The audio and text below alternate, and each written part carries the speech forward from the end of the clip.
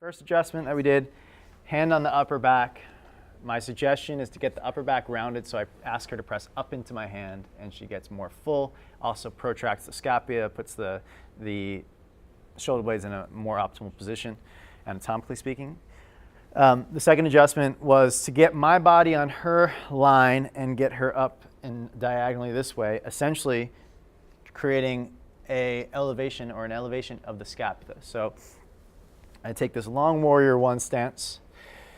Directionally, I have my thumbs facing on the same diagonal that I want her hips to move. Once I see she's light in the hands, I verbally ask her to walk her hands forward. Now pause there. Grip your fingertips into the ground, and now rotate your armpits to face your face the other way. Yes, hold that. Now again, lift up into, yep, nice. Cool. Hold. That's beautiful. Okay. Now, the next adjustment, I stabilize her arms so they don't fall backwards as I do this. Move my hips back, and my chest, my sternum is the adjuster. So it's not the chest up here, but the sternum. I then have the ability to use my chest to lift up. I also have my hands. I can either use thumbs, fingers, palms I like a lot. And my calves are keeping her shoulders up while my upper body is lifting her up that way. To come out of it, I hold her hips so that she still has time to maintain it, and I slowly let go. Okay, relax, take a breath. Okay, now, same idea. I just want to show you what I saw a little bit of to help you gain a better understanding of these adjustments. So I want to do the least amount of effort possible. So come back into down dog if you don't mind. If I come up to her and I try to use my arms, which is common, you're used to using your hands, but you have bent elbows and you're using your push power. One, it doesn't feel great for her because the trajectory is off. But two, it's a lot of effort for you. So instead, I use my legs, which have a lot more power, and I straighten my arms completely. And then I move her with my legs and my hips on the angle of her body. So you can even see my body's basically mimicking her angle. Okay, walk forward, hold. Cool. And I come off always soft to make sure that she's holding it. So if I'm here like, yeah, and then I walk away, it's tough on her shoulders, okay? All right, relax. So always trying to find angles that make the most amount of sense for you. Typically always trying to find also that your elbows are straight so that you're using not this push and pull, which sometimes has to happen, but more push from your own body, okay? So as much as you can use your center, as they say in Thai massage, your hara, as much as you can use from here and move everything like this, the easier it's going to be on you, okay? All right, Trikonasana adjustment. So an easy adjustment here is I take a look at the pose. I like to walk around a little bit. So as I'm teaching, I'll walk around and just kind of feel, even without her knowing that I'm looking at her, kind of just feeling the energy. I notice relative shape is pretty strong, and she's very stable. She's not, fighting for balance. So my stability, or what I'm looking at, is I want to create a little more depth so that she can get that hand to the ground with a little more ease. There's some things alignment-wise that's going to help that. But before I ask her to change anything, I'm going to stabilize her. So the way that I create stability in this pose is one leg goes to the outer hip. And this is like the hip crease right here. So I'm going to go leg to outer hip, right in front of it, and then hand to hip. Okay. Now, you feel safe? Mm-hmm. Cool. I'm going to ask you to turn your back heel out or toes in a little bit. Cool. Great. I'm with you. Now, turn your pelvis down toward the ground a little bit. Hold. Nice. A little bit more. Hold. Great. Now reach the right hand, fingertips to the ground. Great. Outside a little bit, back a few inches. Yeah, nice. Now, okay, I've just done all verbal adjustments. Then I'm going to ask her to move her chest and torso back towards me. Lean back with your upper body. Yes. Okay, so how did that happen? I just created 3 points of contact where she feels safe. Here, here, and here. And then to come up. Notice how I'm still keeping her safe. Okay. Switch sides. So a common thing, we didn't do Trikonasana, so let me just give you some of my anatomy knowledge here. Going to triangle again. When the pelvis is open in this plane like this, if you try to keep your hips open and go this way, you get bone-on-bone compression. And that's why your shape looks something like this. That might be your choice. You might choose, let's do a side bend. That's okay. Traditionally, though, and I also find it really exciting to not necessarily just use triangle as a side bend, and I also like to avoid compression of bone-on-bone contact. So to avoid bone-on-bone contact, this hip can turn down slightly. Good, and then walk this hand back a little so you can push into it. Cool. That's great. Now let's just say this was what she wanted to do with her hand. I can now go hand to shoulder, and I'm basically got these 3 points: hip, hip, shoulder, and then I could give her the verbal adjustment, lean back. Cool. And take the top arm up now. Here, yeah. None of these things really are adjustments. I'm just stabilizing. This is all stability. But let's say I wanted to give her an actual adjustment. I wanted to move her somehow. I can take my hand here to the rib cage, since that's what I would like for her to do, is twist here.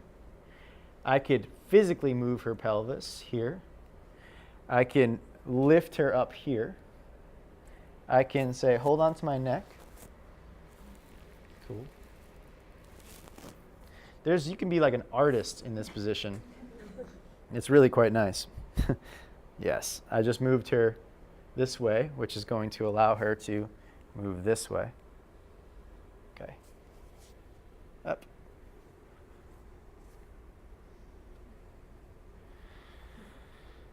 How's that feel?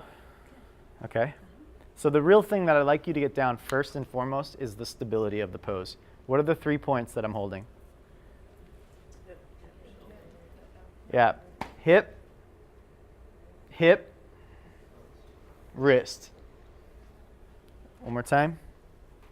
Can you get this angle over here so you can see the hip crease? A little longer stance.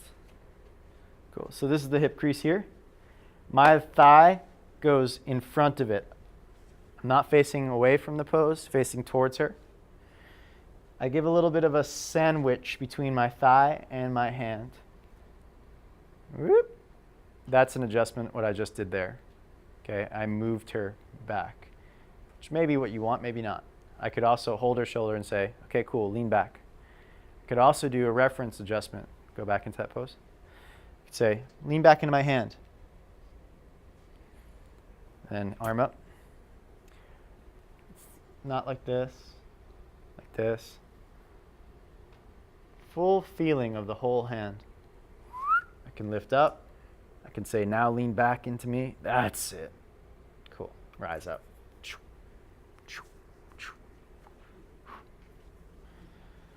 Okay, let's do that. Trikonasana, the number one adjustment I gave to your adjustment was to take your thigh in front of their hip crease. Can you turn around so the camera can see? This way? Yeah. So just turn your pelvis a little for me and then start to go over. The hip crease here, that's kind of where I want to aim for. It's an adjustment point. If I'm back here, one, it's kind of weird and sort of creepy. But I don't have control of the pelvis. So the 2 points I want to hold are the front of the hip bone, which is the ASIS, and this outer hip crease area. So I go thigh in front of the hip crease, hand full, mostly the palm, and I sandwich the two together. This leg actually pulls her hip back slightly. Then let's say, can you take your hand on the outside for now? Good. Now lean back towards me. Nice. Hold on to my skull there. Press your head back. Oh, yeah, that's nice. Cool. And you could be a magician here. There's all sorts of things you can do. Okay. But now let's take the same adjustment. Sorry, that was my fault. Let's do Ardha Chandrasana.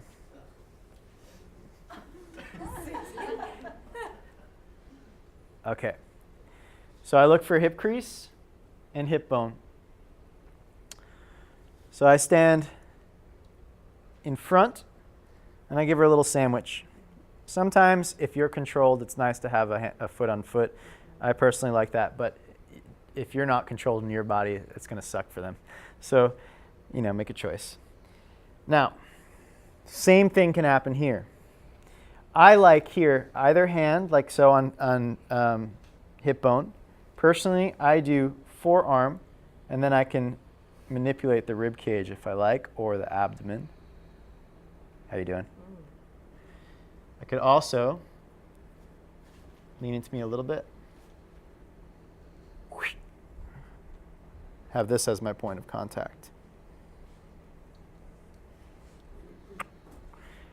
I'm giving you a bunch. I wouldn't do all these in one because then it feels like, oh my God, you're just like Edward Scissorhands, like just cutting everything. Just get into one thing. My suggestion, the first one is find the stabilizing one, which is the hip, arm.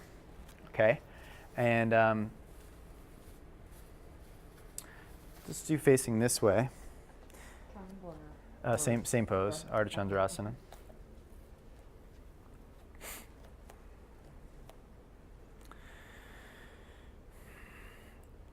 If I wanted to do a reference touch here, which is very dangerous in a balance pose, I would say push your ankle up into my hand.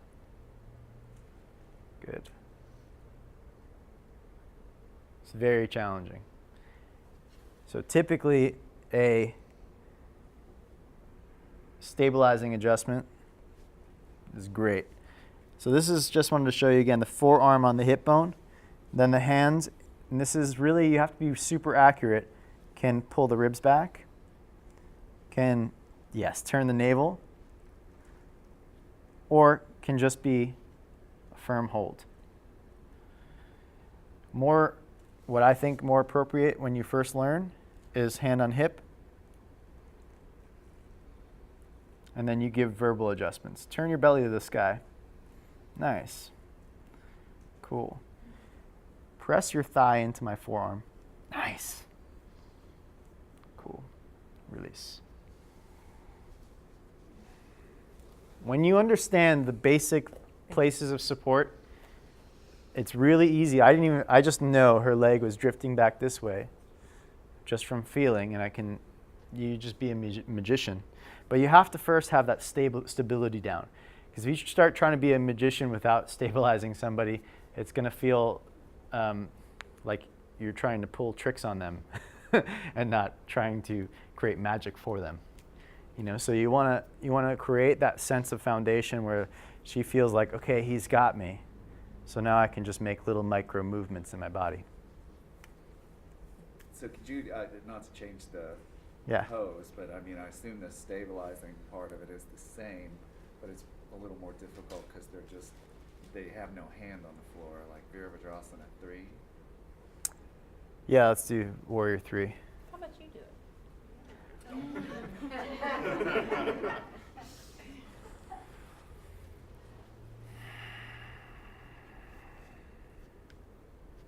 Notice how I don't do anything until he gets there on his own.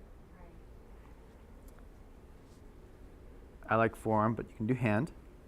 And then I sandwich him, and I can say, lower this hip down a little bit. Good. And lengthen out. Yes. Hold. Good. Come on up. So that's, I asked for that because that's a really, for me personally, when I'm trying to adjust that pose, it's hard for people not to lose their balance. Yeah. You know? And that's Especially because most people want to float that hip up a little more. Well, just, Yeah. And so you got to cue them to come down with that hip, but it's really hard for them not to. How did it feel? It felt good. I mean, I felt steady. When you pushed my hip down, it was a lot more energetic. I mean, Cool. A lot more muscular involvement to hold that. When you came in, his back leg went this way though. Okay, like, so let me how see. would you adjust that? Let's find out.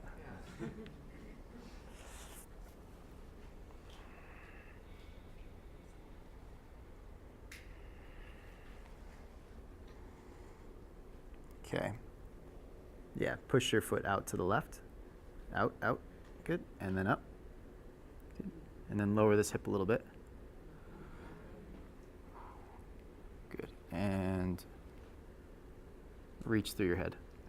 There you go. And then relax. Come on down. Yeah, and then that's drifting in.